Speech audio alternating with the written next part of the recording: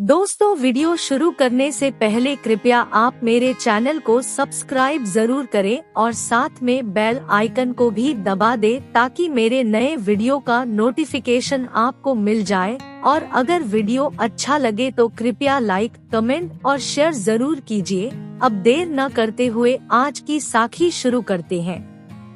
वाहेगुरु के नाम का जाप करने का क्या फायदा है, आज हम इस छोटी सी साखी के जरिए जानने की कोशिश करते हैं। एक आदमी था जिसका भरा पूरा परिवार था। वो आदमी रोज गुरुद्वारे जाता था और बिना नागा वाहेगुरु नाम का जाप किया करता था। उसको वाहेगुरु से इतना प्रेम था कि वो दुनियावी काम करते हुए भी उठते बैठते चलते फिरते वाहेगुरु नाम का जाप करता ही रहता था। जैसे जैसे समय बीतता गया उसके बच्चे बड़े हो गए, उसके बच्चों की शादी भी हो गई, बेटा बहू भी अपनी घर गृहस्थी में व्यस्त हो गए। अब वो आदमी भी धीरे धीरे बूढ़ा होने लगा और समय के साथ साथ उसकी नजर भी कमजोर होती चली गई। उसे अब धुंधला धुंधला सा नजर आता था। अब वो आदमी बिना सहारे के चल भी नहीं सकता था। उसे कहीं भी आने जाने के लिए किसी न किसी की जरूरत पड़ती थी। उम्र ज्यादा होने के कारण उसका शरीर भी कमजोर हो गया था। दिन के समय में तो वो अपना काम कर लेता था, लेकिन रात को उसको बहुत दिक्कतों का सामना करना पड़ता था। ना तो वो खुद अपनी दवाई ले सकता था और ना ही शौचालय तक जा सकता था। लेकिन इतनी परेशानियां होने के बावजूद भी उस आदमी ने वाहेगुरु नाम का जाप करना नहीं छोड़ा। रात के समय में जब भी उसको कोई काम होता तो वो अपने बेटे को आवाज लगाता था। शुरू में तो बेटा उसी समय आकर उसका काम कर देता था और अगर उसको शौचालय भी जाना होता था तो वहाँ भी ले जाता था। बहुत दिनों तक इसी तरह चलता रहा। अब बेटा भी अपने बाप की आवाज अनसुनी करने लगा। वो बूढ़ा आदमी बहुत देर तक आवाजें लगाता रहता, तब कहीं जाकर उसका बेटा आता और उसका काम करता। लेकिन कभी कभी तो बूढ़ा आदमी बेचारा बेटे को आवाजें लगाता लगाता थक जाता, लेकिन उसका बेटा नहीं आता। इसकी वजह से कई बार उसका बिस्तर भी गीला भी हो जाता, क्योंकि वो बिना सहारे के शौचालय तक भी नहीं जा पाता था। जब वो आदमी बहुत परेशान हो जाता तो वो फिर से वाहेगुरु नाम का जाप करना शुरू कर देता, क्योंकि इसके सिवाय उसका कोई सहारा नहीं था।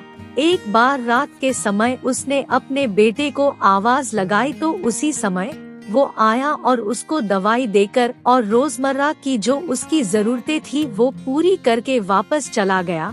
वो बूढ़ा व्यक्ति बहुत हैरान था, क्योंकि जो उसका काम करके गया था वो उसका बेटा नहीं था। वो देख तो नहीं सकता था, लेकिन महसूस जरूर कर सकता था, क्योंकि जो उसको वापस बिस्तर पर लिटा कर गया था उसका स्पर्श बहुत ही कोमल और आनंदमयी था। वो बूढ़ा आदमी सारी रात सोचता रहा, लेकिन उसको कुछ समझ में नहीं आया। बहुत दिनों तक ऐसे ही चलता रहा।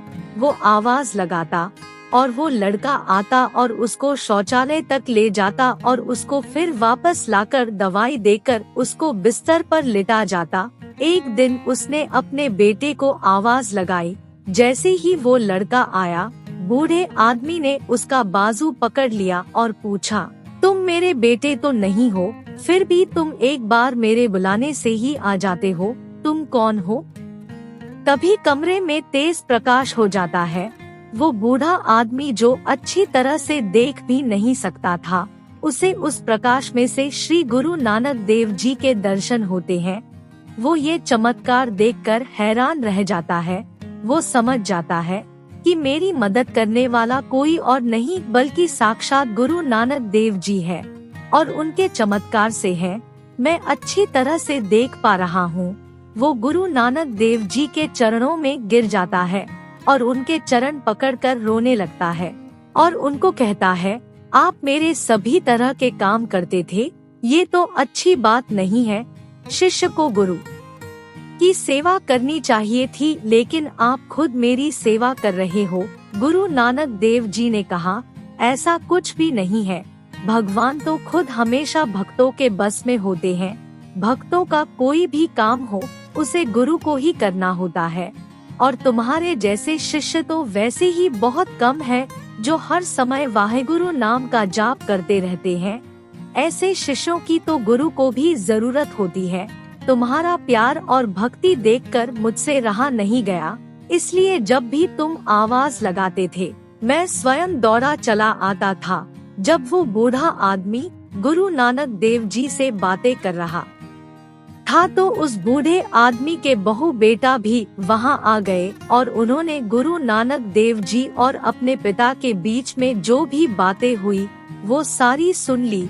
ये सुनकर उसके बेटे को बहुत शर्म आई और वो गुरु नानक देव जी के चरणों में गिर गया और उनसे अपने इस व्यवहार के लिए क्षमा मांगी। गुरु नानक देव जी ने उसको क्षमा कर दिया और ये उपदेश दिया कि हमेशा अपने बड़ों की ओर जो भी जरूरतमंद हो उसकी सेवा जरूर करो।